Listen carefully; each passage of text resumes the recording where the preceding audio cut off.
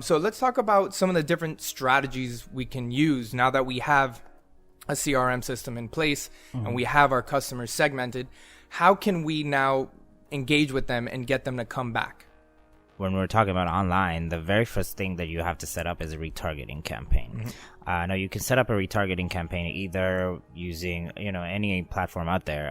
Facebook, if you install the Facebook pixel on your website, you can retarget to people who visited your site on Facebook, Instagram. Same goes with Google.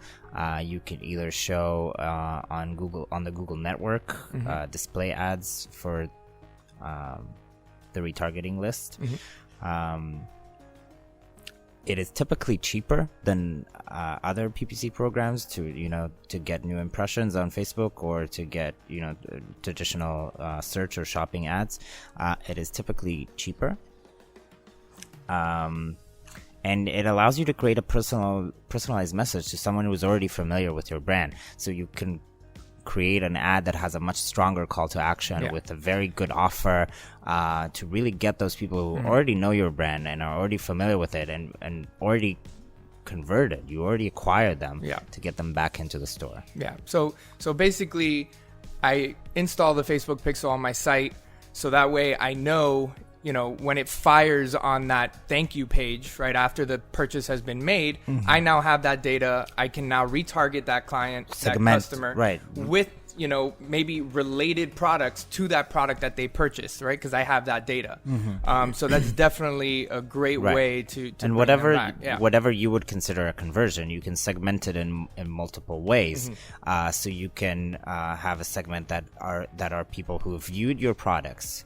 That's all they did. They just viewed your products. That's one segment. And you target them with specific ads with a different offer perhaps. And then you have people who added items to cart and made it all the way to checkout, but then, decided they might want to think about it for a day or two. And then in that day or two, you can show them that specific product that they looked at and they added to cart over and over again. And perhaps with gradual discounts. And then you can target people who bought something in the past 30, 90, 100, whatever, how many days you would like, to show them ad for either related product or if it's something that is perishable to buy a new one. And so and we know that there are other tools that we can use for this as well, right? So depending on what e-commerce platform you're on, let's say you're on Shopify or BigCommerce, there are apps in the App Store like Recart, right, that sends out that abandoned cart email and says, hey, come back and complete your purchase. And then at the same time, you can have follow-ups for existing clients who have made a purchase. And like you said, what that time frame before they're going to need, to purchase more of that specific product. And then you can hit them up with hey, it's been X amount of days. You must be running out. Why don't you come back and place another purchase? Exactly. Give them a promo code or, some sort of incentive.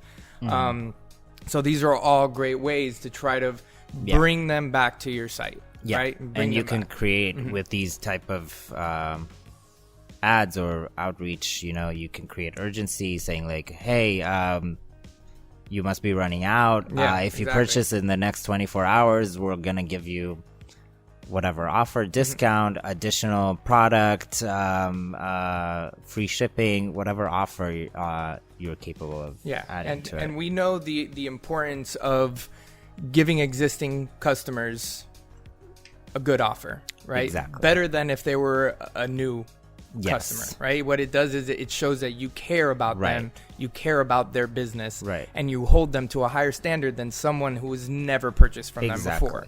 When you offer discounts to a new client, significant, like really good discounts, it might backfire. It might seem desperate. It might seem like you're cheapening your brand. And that's not the case when we're talking about return clients. It shows them that you appreciate them, that you value them. Correct.